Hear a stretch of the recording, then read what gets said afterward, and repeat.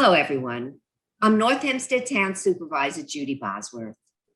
Councilmember Viviana Russell and I would like to thank you for watching this video from our public meeting discussing the United States EPA Brownfields program. This video will provide you with insight into what transpired at the meeting, as well as proposed plans for this exciting project. This is undoubtedly an exciting opportunity for us to continue the Newcastle Renaissance. Our shared goal is to continue to revitalize and beautify undeveloped and underutilized properties, while also focusing our efforts on generating economic activity and increasing housing opportunities. Reimagining the community is something that cannot be done in a vacuum. We certainly need the input of the people who live there, as you know Newcastle best. Thank you again for tuning in and for your interest in this project. Please don't forget to provide us with your feedback at northhempsteadny.gov/Newcastle-2021. We look forward to hearing from you. Thank you. And I'll just say our group had an animated discussion, and you probably had the same thing happen to you that happened to us. We kind of ran out of time. So I'm going to put my plug in for everyone, please taking the survey online in whichever language you prefer. We're asking many of the same questions, and you'll have more time to think about how you want to answer the same questions that we're asking in these breakout groups by taking the survey. So that's my plug again for the survey.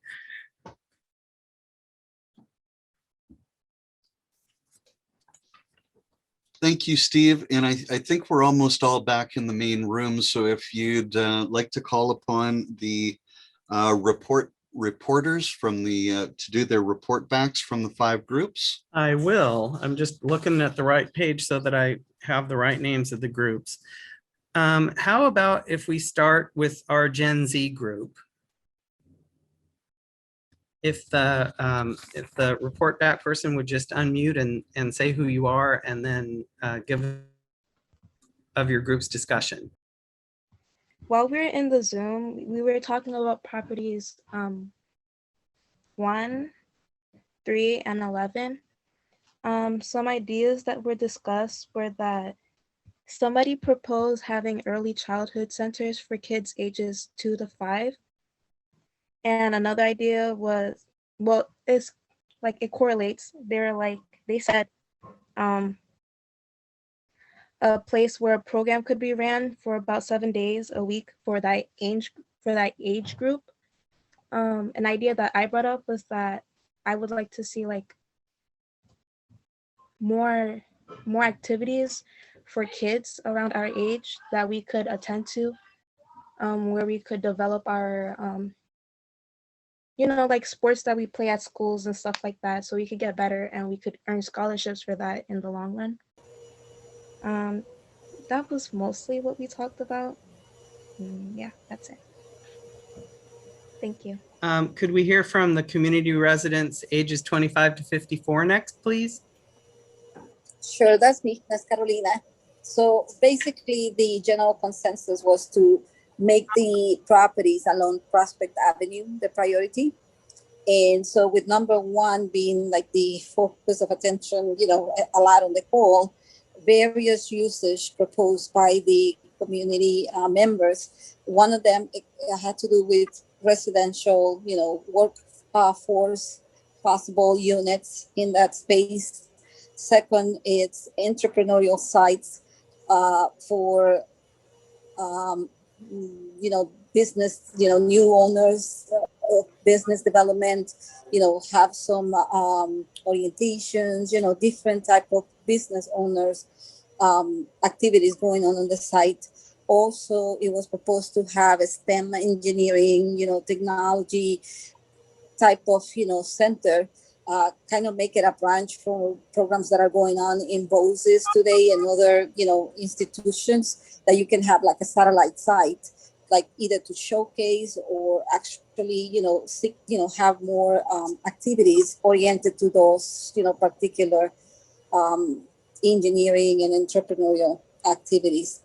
And then there was also mentioning of number 4 being an athletic complex available to the community with, definitely an organized scheduling and usage, but make it, something that, the community can use, which we do have the other park, but, this one will be, like an alternative with something a little bit more, I guess. I think this one's a little bigger than the other one. So that's basically it, I think. If anybody, oh, I'm sorry. And then number 2, it was also mentioned about having CBO organizations perhaps using that site, such as, like programs that the Salvation Army, or older community can also use for financial literacy or, other type of, resources that need to be made available to the community.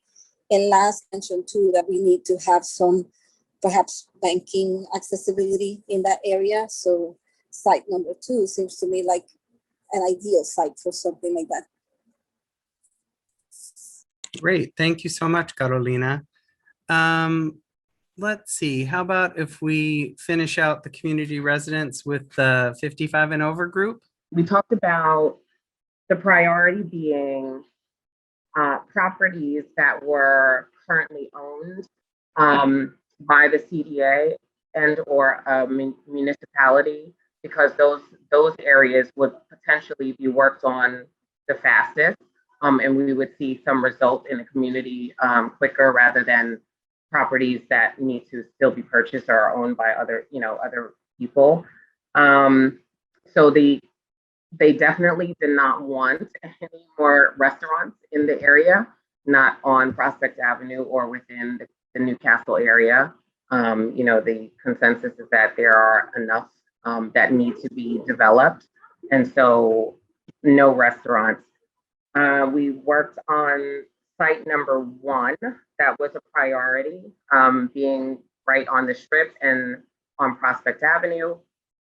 Site number 4, which both 1 and 4 are owned or partially owned by the CDA. Site number 11, because that is an area where there is safety concerns. And site number 3, which is another area on Prospect Avenue because of the Strip, where there's a pocket park currently that was worked on with some artists with the high school, and then could also be used as multi-use housing. We also discussed in area number 1 where there could be some commercial use, some employment for Newcastle residents, or some sort of training where there either brings in some revenue for the residents who are currently living here or some sort of training.